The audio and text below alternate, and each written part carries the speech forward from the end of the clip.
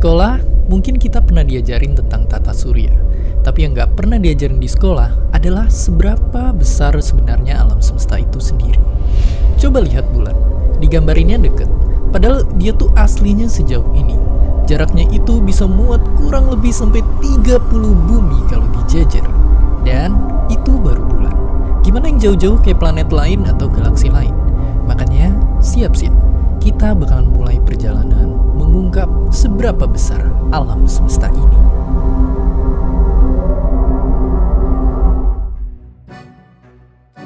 Ayo kita mulai dari diri kita sendiri, manusia.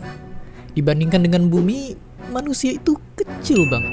Andaikan manusia itu sekecil semut, bumi itu panjangnya lebih dari 127.000 lapangan sepak bola kalau dijejer. Ya, bumi itu gede banget. Tapi tentunya belum apa-apa jika dibandingkan dengan jarak ke bulan. Kita akan butuh 3,8 juta lapangan sepak bola. Dan kalau kita naik mobil ke sana dengan kecepatan lewat jalan tol, kita baru bakal nyampe hampir setengah tahun kemudian. Lalu bagaimana dengan Mars? Banyak orang-orang hebat dan kaya merencanakan untuk pergi ke sana. Balik lagi, jika kita semut, jarak ke Mars itu akan sepanjang 2,2 miliar lapangan sepak bola. Dan kalau naik mobil bakal butuh 2,5 abad lebih buat sampai ke sana. Atau butuh rata-rata 8 generasi, atau nunggu cicit kalian punya cicit, lalu cicit dari cicit kalian itu punya anak. Barulah anak dari cicit-cicit kalian bisa sampai ke Mars dengan naik mobil. Itu baru Mars. Apa jadinya kalau kita pengen ke ujung tata surya sampai Neptunus? Kalau naik mobil, tebak kita akan butuh waktu berapa? Kita akan butuh waktu 5.000 tahun lebih, atau tak terhitung berapa generasi yang pasti itu kayak kita nyetir dari zaman piramid baru dibikin dan nyampenya baru hari ini. Apakah otak kalian udah pusing? Itu baru tata surya kita. Kencangkan sabuk kalian karena ini baru awalnya saja.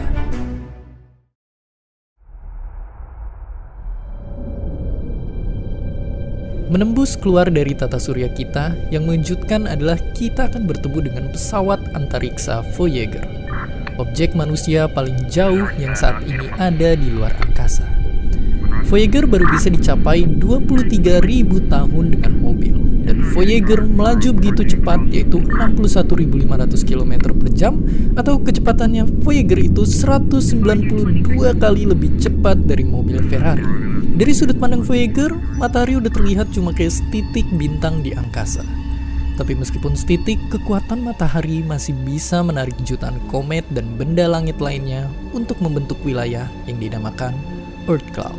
Dengan kecepatan Voyager yang gila, sejarahnya dia berhasil keluar dari tata surya kita dalam waktu 35 tahun.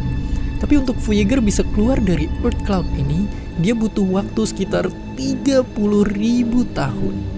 Namun, Earth Cloud ternyata hanyalah satu bagian dari wilayah yang bernama Local Interstellar Cloud. Di sini kita udah nggak masuk akal pakai satuan kilometer karena udah gila banget. Kita akan pakai pengukuran jarak yang nama kerennya adalah tahun cahaya. Buat bisa bayangin tahun cahaya itu kayak gimana, sekarang bayangin kayak gini. Kita sering banget banding-bandingin mobil tercepat di dunia. Mungkin nggak ada habisnya. Tapi pernah nggak kalian bayangin apa yang sebenarnya paling cepat di dunia ini? Kalau kalian kenal Albert Einstein, dia yang nemuin bahwa di dunia ini objek yang paling cepat itu sama sekali bukan mobil Ferrari, tapi sesuatu hal yang dekat dengan kita, cahaya. Nggak ada yang lebih cepat lagi dari cahaya. Tapi meskipun dengan kecepatan sekitar 1 miliar kilometer per jam aja, cahaya masih butuh waktu 4 tahun lebih buat nyampe di bintang paling terdekat kita, Alpha Centauri. Dan butuh waktu 30 tahun bagi objek tercepat di alam semesta ini untuk bisa nyampe dari ujung ke ujung. Dan pastinya nggak berhenti di situ. Kalau kita zoom out lagi, kita bisa ngelihat keseluruhan dari galaksi kita berada. Galaksi Bima Sakti atau Milky Way. Kira-kira ada sekitar 100 miliar sampai 400 miliar bintang kayak matahari, dan sekitar 800 miliar sampai 3,2 triliun planet di galaksi kita ini. Yang mengerikan adalah mungkin di sini terlihat penuh dengan bintang. Namun tahukah kalian ada jutaan bahkan mungkin miliaran planet yang hidup di kegelapan. Planet tanpa bintang yang hanya mengambang di luar angkasa. Di dalamnya ada bumi kita, yang diterangi matahari kurang lebih di sebelah sini. Dan kira-kira dari bumi, bintang yang bisa kita lihat pakai mata telanjang itu cuma sebesar ini. Ya, jarak pandang kita cuma sebesar ini. Tapi, ayo menghela nafas, karena ternyata galaksi kita yang super raksasa dengan triliunan planet dan bintang hanyalah satu dari 54 galaksi berbeda yang ada di lokal group. Dan ayo sekali lagi menghela nafas, karena lokal group sendiri hanyalah bagian yang sangat mungil dari Virgo Supercluster. Di sini ada lebih dari 2000 galaksi kayak galaksi kita yang masing-masing ada isi bintang dan planetnya yang udah gak kehitung berapa triliun-triliun, yang pastinya angka nolnya udah ngalahin inflasi rupiah. Tapi selama kalian masih nonton video ini, jangan berhenti menghela nafas, karena Virgo Supercluster sendiri ternyata hanyalah bagian sangat kecil dari Laniakea Supercluster. Pada skala ini, tiap titik kecil yang kita lihat adalah galaksi. Ini adalah wilayah angkasa yang isinya ada lebih dari 100.000 galaksi kayak kita di dalamnya. Lalu apakah kita udah sampai akhir? Dan bisa ditebak jawabannya sama sekali enggak. Karena supercluster kita ini ternyata hanyalah bagian yang bukan lagi kecil, bukan lagi mungil, tapi benar-benar udah kayak debu di observable universe atau wilayah alam semesta yang bisa kita amati. Disinilah rumah dari lebih 2 triliun galaksi yang tak terhitung berapa banyak bintang dan planet di dalamnya, dan menjadi ujung batas pengetahuan kita manusia tentang besarnya alam semesta untuk sekarang. Di luar ini tentunya masih ada lagi, hingga sekarang masih menjadi misteri, karena kita hanya bisa melihat bagian ini dari alam semesta. Yang kita tahu sekarang lewat fisika, alam semesta di luar pengamatan kita sedang bertumbuh terus, lebih cepat dari kecepatan cahaya. Banyak dari ilmuwan menduga bahwa bahkan semesta kita ini hanyalah satu bagian dari miliaran semesta-semesta besar lainnya, yang saat ini ujungnya masih menjadi satu misteri besar yang belum terpecahkan. Mungkin video ini pada akhirnya bukan mengajarkan seberapa besar alam semesta, tapi justru mengajarkan seberapa kecilnya kita di alam semesta ini. Tapi janganlah langsung merasa hidup kalian tak ada artinya. Justru kita, spesies kecil yang hidup di planet biru ini, berani berpikir besar. Sebesar alam semesta menembus batas pengetahuan kita.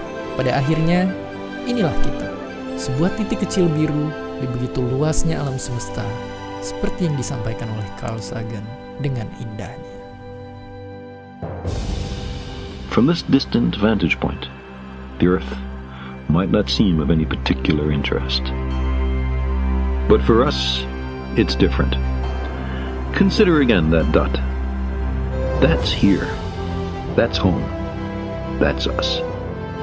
On it, everyone you love, everyone you know, everyone you ever heard of, every human being who ever was, lived out their lives.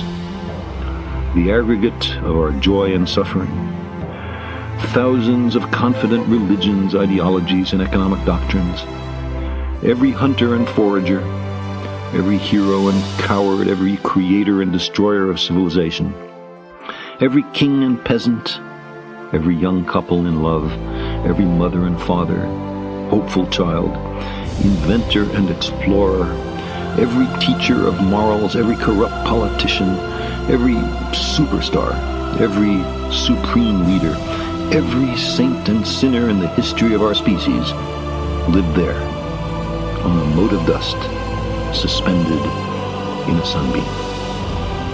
The Earth is a very small stage in a vast cosmic arena.